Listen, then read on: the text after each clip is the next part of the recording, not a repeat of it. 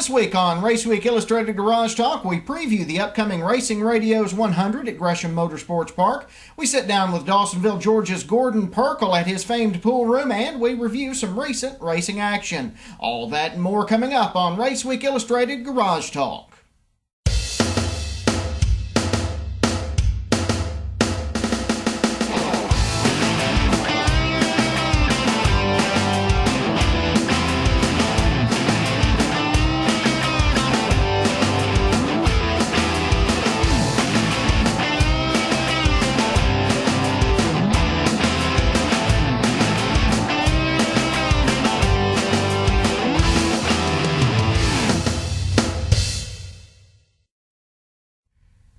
Hi folks, I'm Brandon Reed alongside my friend Doug Turnbull. Welcome to Raceweek Illustrated Garage Talk. We're here at Gresham Motorsports Park in Jefferson, Georgia, where we'll be talking with General Manager Dan Elliott in just a few minutes. Right now, let's take a look at today's headlines.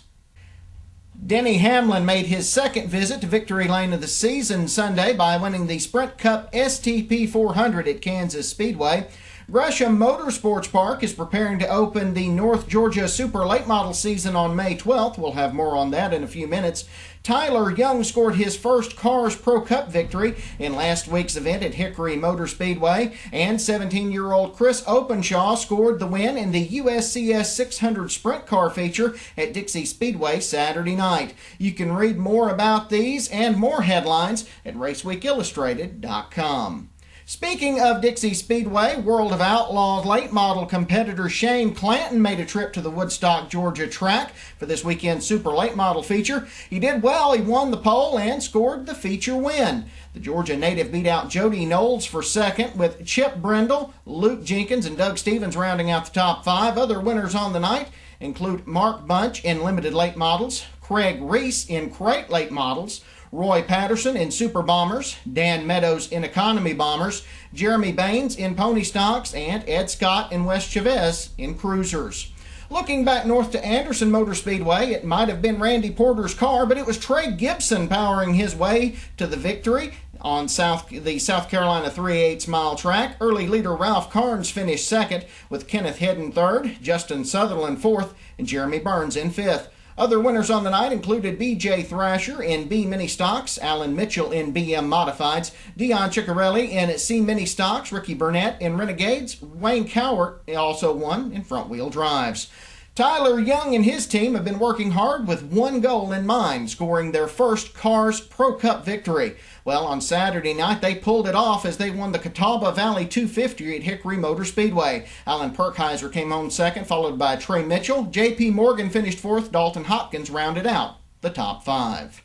And let's head back to the dirt tracks now, where fans at Hartwell Speedway right here in Hartwell, Georgia, got a heaping helping of cornbread Saturday night, with Brandon Cornbread Haley scoring his second limited late model victory of the season. Haley started on the pole next to Bubba Hog Rocket Russell. Haley jumped out front on the start and went on to win, and Russell finished second, with Steven Seegers in third, Parker Herring in fourth, and Keith Freeman rounding out the top five. Other winners on the night included Danny Sanders in fast track late models, Clifton Snow in modified street, Otis Fleetman in stock V8, Chris Wilson in stock 4 cylinders, Drew Collin in Young Guns, and Morris Lester in up front. After being knocked out of victory lane last week, David McCoy raced his way into the winner's circle in limited late model Saturday night action at Toccoa Speedway in Toccoa, Georgia. Clayton Turner came home second, with Michael Smith in third, David Conley in fourth, and Tracy Addison in fifth. Other winners on the night included Kenny Collins in fast track pro late models, Bobby Hill in hobby stocks, Otis Murray in modified street, Kenny Dobbs in street stock 4 cylinders, Jamie Massey in rookie 4 cylinders, and Jackie Holden in front wheel drives. Back to the blacktop now, and for the first time in 2012, somebody other than Toby Porter pulled into victory lane in late model action at Greenville-Pickens Speedway in Greenville, South Carolina Saturday night. Marty Ward led from the drop of the green and never looked back as he went on to score the victory. Porter finished second, with Anthony Andrews third, Ralph Carnes fourth, and Trey Gibson in fifth. Other winners on the night included Randy Ballou in trucks, Mike Mote in Chargers, Kyle Ballou in Renegades, and Tommy Davis Jr. in 4 cylinders. For more on these and other stories, visit RaceweekIllustrated.com. Joining us now is Dan Elliott, the general manager of Gresham Motorsports Park. And Dan, I know you guys are getting ready for the super late models to come in here for the Racing Radios 100 on May 12th. How's everything looking for that? Everything's looking real good. We're excited about the supers coming. This will be the first race of this year. Racing Radio's sponsoring that race, and we're really proud to have them on board for this race. But looking forward to the supers coming. And this is not Indy, and this is not the Indy cars running behind us, but at least the speeds are going to be what these cars are capable of running. And some of the fastest times of the year always come out of the supers, and we're really excited about those coming in, as well as the other divisions that will run with them. We had a lot of stars here in the Pro Late Model Series back at the Bo Slocum 208 earlier this month. Who are some of the drivers we can expect in the super late models? And I know there's some bleed over between the divisions, right? There will be, and we don't know because we don't send out a pre-entry for this super late model event. And I'm going to be just as excited to see who comes in as you will be. But we know that there'll be some big names and a lot of local drivers that'll be here for that event. And it is going to be kind of a surprise of who does come. But that's a lot of what racing's all about. And I know there'll be some big names that'll be here. Now, Dan, this track is quickly becoming known as a playground for the super late models after years of being a pro late model track. It is, and you know, it seems like that the supers kind of died out for a couple of seasons, or it looked like the pro lates were going to take over.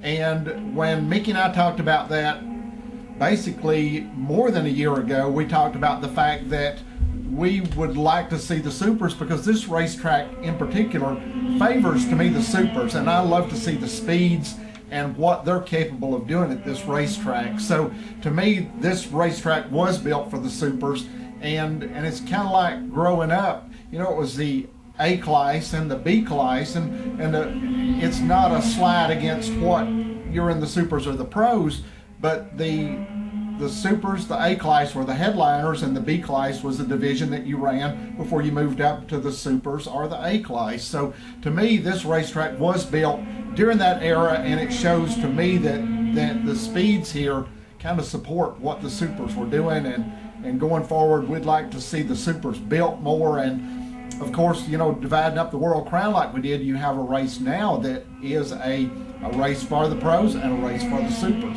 So we try to do a little bit of both. Points championship is something that we have a good bit of. We've got a good bit of the discussion here now. Supers, this is their first points race of the season. Does that affect at all? Do you think how they're racing, or do you think mainly they're going to be going for the crown? I think absolutely they're going to be race per race, and I think they'll let the points fall in place wherever they line up at, Doug. And I think everybody that comes here is coming for one reason. They want to be in victory lane, and of course the points will, if they're there for every event, they'll line up and they'll walk away with the points championship. Awesome. Well, we're going to talk a little bit more with Dan about the Super Late Model Show and the local divisions in just a few moments. We're going to take a quick break. When we come back, we're going to sit down with Gordon Pirkle at his Dawsonville pool room and talk a little bit about racing history. As we go to break, we want to take a minute to remember David Bartley, who was part of the Southern Raceweek crew, radio crew that is. He passed away earlier this week. We just want to take a moment to remember him and send our thoughts and best wishes to his friends and family. We'll be right back.